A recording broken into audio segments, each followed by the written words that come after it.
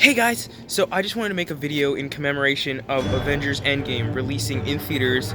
It released yesterday and I'm doing my release today just because I saw it on Thursday and I just wanted to have a few days to mull it over.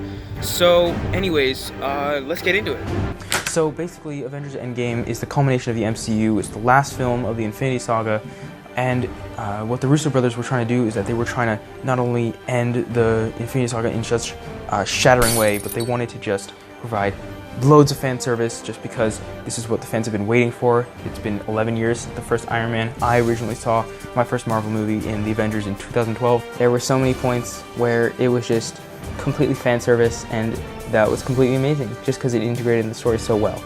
Avengers Endgame proves that you have a long movie that feels like a 2-hour movie despite being 3 hours. So the Russo brothers paced it really well. They had solid plot points. The character development was off the charts. Even in the last film, they're still providing insight into these characters that we've seen for so long. And overall, it's just amazing how the Russo brothers can just culminate all of these stories converging into this one masterpiece.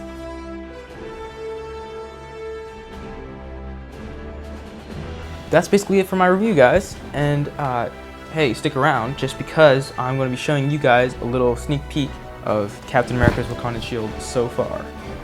So I have the shield right here, and this is how it has turned out so far. I put a layer of black paint on it, and I literally haven't worked on this thing in 5 months.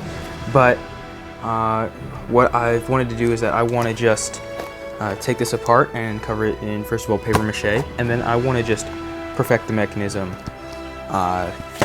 mostly with the use of ball bearings now.